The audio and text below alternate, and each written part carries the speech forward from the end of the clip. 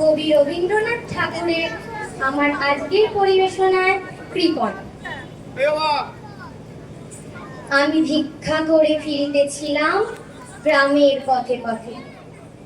তুমি তখন চলেছিলে তোমার স্বর্ণরথে। অপূর্ব এক স্বপ্ন সম লাগিতেছিল চক্ষে মম। কি বিচিত্র শোভা তোমার, কি বিচিত্র সাজ। আমি মনে ভাবিতেছিলাম, এ কোন মহারাজ। আজি শুভক্ষণে রাত পোহালো, ভেবেছিলেন তবে আজ আমারে দাঁড়ে দাঁড়ে ফিরিতে নাহি হবে। বাহির হতে নাহি হতে কাহার দেখা পেলেন পথে। চলিতে রথ ধন ধান্য ছড়াবে দুই ধারে। মুঠা মুঠা কুড়িয়ে নেব, নেব ভারে ভারে। দেখি সহসা রথ থেমে গেল আমার কাছে এসে। আমার মুখ পানে যে নামলে তুমি হেসে। দেখে মুখের প্রসন্নতা জুড়িয়ে গেল সকল ব্যথা। হেন কালে কিসের লাগে তুমি অকস্মাৎ।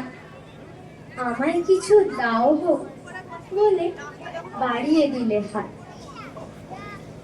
মরি, এ কি কথা রাজাধিরাজ, আমায় দাও গো কিছু। শুনে ক্ষণকালের তরে রইনু মাথা নিচু। তোমার কি বা অভাব আছে ভিখারি ভিক্ষুকের কাছে। এ কেবল কৌতুকের বশে আমায় প্রবঞ্চনা। ঝুলি হতে দিলেন তুলে একটি ছোট কণা। যবে পাত্রখানি ঘরে এনে উজাড় করি, এ কি ভিক্ষা মাঝে একটি ছোট সোনার কণা দেখি। দিলেন যা রাজ ভিখারিরে, স্বর্ণ হয়ে এলো ফিরে। তখন কাঁদি চোখের জলে দুটি নয়ন ভরে। তোমায় কেন দিইনি আমার সকল শূন্য করে। নমস্কার।